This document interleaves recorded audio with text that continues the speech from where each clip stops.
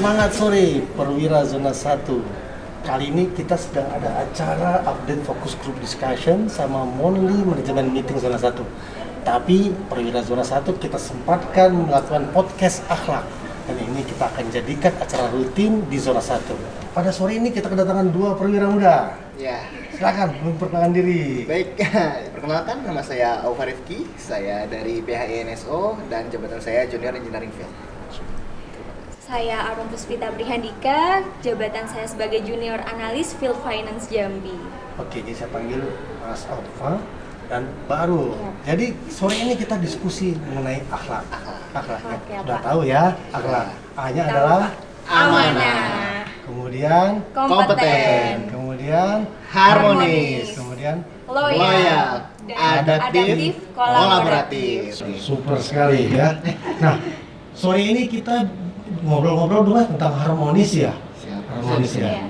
Kita kan paham ya, kalau suasana kerja itu harmonis, nyaman gitu ya, Iya. saling membantu, pasti meningkatkan kerjasama dan produksi. Betul. Kira-kira Mas Aufa dulu deh, Iya. ada pengalaman yang kurang enak nggak dari situasi yang tidak harmonis lalu membuat demotivasi atau apapun yang nggak membuat semangat bekerja? Mulai dari sekarang atau dari pengalaman sebelumnya? Silakan, mungkin ada pengalaman Mas Aufa. Kalau baik, terima kasih Pak Wira. Kalau untuk pengalaman, sepertinya ada ya Pak ya dulu ya.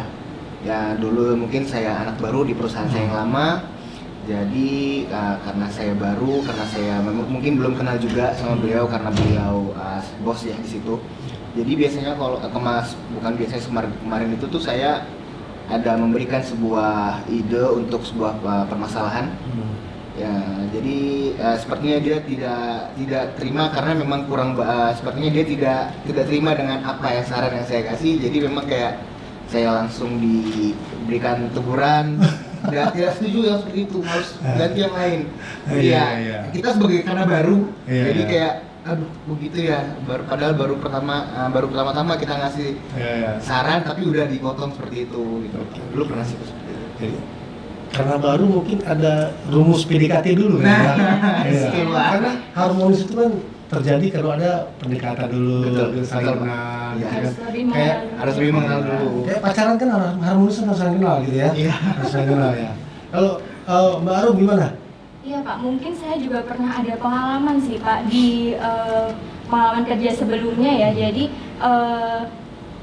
atasan tuh terlalu pressure ke bawahan gitu Pak. Sementara dari kaminya tuh agak susah untuk menyampaikan bahwa sistem kerja yang diberikan oleh atasan itu tidak sesuai gitu. Karena kan ketika atasan itu terlalu menekan gitu kan, dari kitanya justru jadi tertekan dan tidak nyaman, justru tidak menyelesaikan pekerjaan gitu Pak. Gitu. Jadi malah nggak selesai karena tekanan Jadi, batin gitu Pak. ekspektasinya seperti apa kira-kira supaya harmonis situasi antara teman kerja dengan atasan itu gimana ekspektasinya nih? Kalau ekspektasinya tuh sebetulnya dari atasan tuh butuh support sih Pak. Jadi lebih baik tuh atasan mensupport bawahannya, misalkan kita ada kendala gitu kan.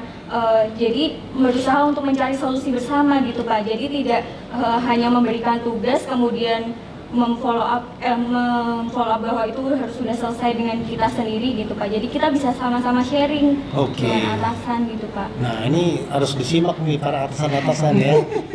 Harus bisa mensupport gitu ya, mensupport. memfasilitasi untuk mencari solusi bersama. Betul. Nah, kalau saya sih juga ada melihat konteks tadi ya.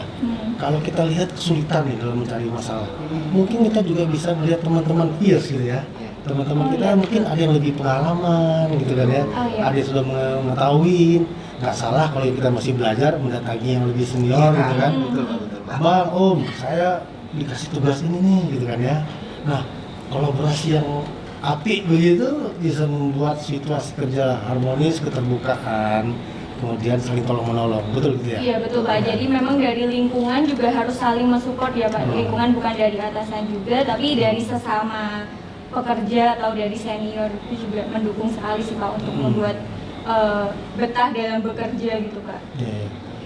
Kalau kita bicara di luar pekerjaan, Mas Aufa, ada nggak korelasi keharmonisan di luar kerjaan mendorong harmonis di dalam gitu? Ya mungkin salah satunya kayak menghargai setiap orang apapun latar belakangnya ya. Super mungkin, sekali. Mungkin salah satunya itu. Habis itu juga mungkin saling tolong menolong ya, siapapun sama siapapun, mau atasan bawahan, kalau kita perlu bantuan saling ditolong. Dan juga membangun lingkungan kerja yang memang benar-benar kondusif, yang rukun, yang ibaratkan atas sama bawah rukun, jadi gak yang bawahan ini dan yang lain-lainnya jadi nyaman Pak bekerjanya. Mungkin seperti itu salah satunya. Kalau dibawa ke konteks di luar pekerjaan, contohnya ada grup kantor nih ya, suka hiking bersama, suka olahraga bersama gitu ya. Itu menurutmu nggak menjadi harmonis juga di dalam, di luar kompak, di dalam kompak? Itu salah satu yang sangat mendukung Pak. Ya. Saya setuju kalau masalah Jadi itu. zona 1 harus yang jalan-jalan gitu. Kalau itu beli lagi kajiannya. Siapa kajian itu ya? Baru gimana merasa kalau hubungan luar dalam kantor itu seperti apa ekspektasinya itu mendukung harmonis?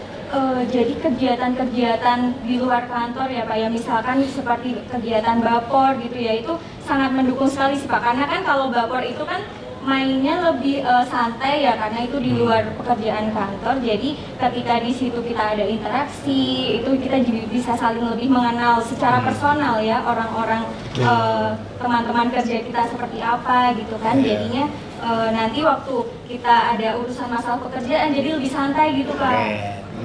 Benar, saya sepakat sekali ketika kita punya hubungan pertemanan yang cukup baik gitu, yang positif tentunya ya.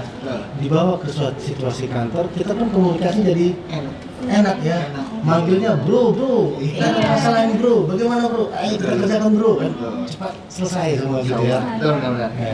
Kita tahu banyak sekali latar belakang orang gitu ya. Ada yang dari disiplin geologis, chemical engineering, ya perminyakan, mesin gitu ya. Ketika diskusi itu kan sering berdebat gitu ya. Masing-masing orang, gue paling bener nih gitu kan ya. Bagaimana Mbak Arun dulu menyikapi kalau ada perdebatan di sebuah meeting karena perbedaan pendapat untuk supaya bisa harmonis gitu.